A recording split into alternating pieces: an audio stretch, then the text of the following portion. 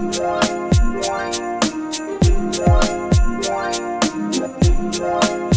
we go. You guys ready? All right, game time. Game time. Yeah. All right.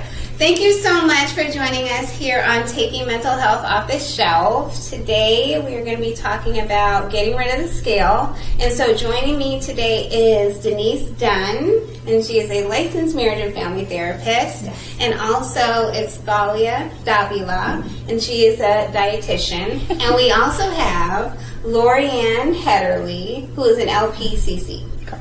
All right, so thank you so much for joining us. And one of the things that we just kind of wanted to talk about, and it's an ongoing conversation, being a woman, I know for me, not speaking for anybody else, but the scale is a situation, okay? The scale can be a mood changer for April like nobody's business, okay? I'm like working out, I'm motivated, I'm feeling like I'm eating, well, and then boom, hit the scale, and the number, it just like translates all negative things. It's just all negative distortions. Like, April, you did all of that for nothing, and you've got to eat better, or you've got to work out more, or whatever the case may be. And so I just realized, and I know coming to work, because we all work together, I will, kind of try to present a question as if I'm talking about a client, but really, I'm talking about myself. So let's just get that out there. Just want to say it's been about me this whole time. Yeah. Same. When I ask you questions, I'm like, my friend. Right. So, I just was like, okay, just being in the office and being women, we just talk about these things. And so I was like, this is something that we definitely need to talk about. There's a lot of images out there. I know for young girls, and self-harm in the form of like eating disorders, bulimia, and diet pills, and all the things that you shared about hidden ingredients and how damaging it can be to the body. There's just so much. There's just so much with body image, weight, that I just really appreciate all of your input as a dietitian, just coming from that angle. I know from a therapeutic angle, we, talk about image or body image, things like that, but really kind of coming from a place of a dietitian, what's good for your body, what's nurturing for your body. I love, it's one of these sayings that kind of comes up in the office, all food fits. Yes. Okay, all food fits, right? And, in my head, I hear it. Yeah. But then, I'm like, no, it doesn't. I know. It doesn't, Tholia. Okay, so let's kind of switch gears a little bit, because I want to talk about language. Yeah. Okay. Now, there's a lot of language that plays around with weight and, this whole idea of what is good and what isn't, and all these things. So, big bone. Can we talk about something like that? Because, I know you said that, the body, everybody's body is a little bit different. You know what I'm saying? You got the baby fat situation, and then you got the big bone. I'm big bone in my family, and it's like, I don't really... Like, I saw your family, and I don't know if that, imagine that, but it's like this language, though, because I hear that. People say, I'm just big bone, and I'm like, I don't know if I believe you, but it really kind of sometimes perpetuates being unhealthy if that's not really matching up, so how do you, like, differentiate between trying to be very self-accepting, but then not being responsible when you need to as far as your health is concerned? Because it is a real thing. There is a lot of obesity in the United States, and we're seeing that in younger children more and more. And so being healthy and being cognizant of that, but in a adaptive way, in a healthy way, having a good sense of what is healthy, a good sense of self-acceptance, so that way it's not moving in a direction of irresponsibility and unhealthy habits. Yeah.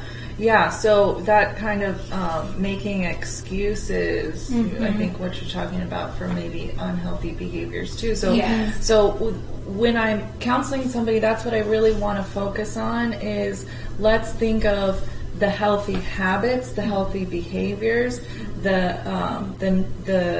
nourishing ourselves and loving ourselves through having good routines and different things like that, and your health and your weight will follow. Gotcha. Does that make sense? Yes. So the person maybe that's also saying, well, I'm just big boned, I can do whatever I want. Well, let's look at some of these behaviors because maybe those aren't making you feel very good, actually, not even talking about the scale or the weight, but let's talk about what are we doing, and can we tweak these things to help our bodies feel better, which will in turn help us feel better in general too. Yes. Yeah. Which is ultimately what we're trying to do, right? Right. We talk about living our best life. We talk about, that's a lot of what mental health is about, why food is such an important component of it. Yes. I think why we're talking about it now, because I think we kind of put it in its own category. What I hear you say is they're very closely linked. What we're putting in our bodies affects how we feel about ourselves and in general, our energy levels. Yes. So, so what I see is these imbalances in eating. Not a lot of doing balance that people are practicing, but either they'll go one way where they're just eating, what we would think all the bad foods are and stuff, and they're not doing things that will help them feel better, or going the other way where there's too much control and too much restriction. There's not a lot of in between. Like, we are a culture, we are a dieting culture. And the diets, a lot of them aren't balanced, like the ketogenic diet we were talking about earlier. I'm not a big fan of that one because it is really imbalanced. It's like super low carbohydrates, really high fats, and I'm like, yes, fats are good. We shouldn't be restricting them like we have been. They're great for our brain, our mental health. But we don't need to have these big extremes. We can look at, we can take a step back and look at what we're eating and realize, when I eat, like, maybe my plate is filled with carbs, and so I need to balance that out a little bit more, but not to go to these extremes. And I think the extremes has to do with our culture needing things very quickly now. I just feel like we need to see results faster and faster. Even when I go to the movies, noticing how it needs to be action-packed a lot quicker than it used to be. Just everything needs to come faster and faster. And is that driving the way we eat also? I think so. That's makes sense. That's a good point. I'm like, our cultural likes influence. extreme. We like extreme. Yes, and it's like go big or go home. And like, if I'm going to do this, I'm going to go Right. And immediate. I want to right now, get on the scale tomorrow and see I lost a pound. Right. Yes, that I instant know. gratification. Yes.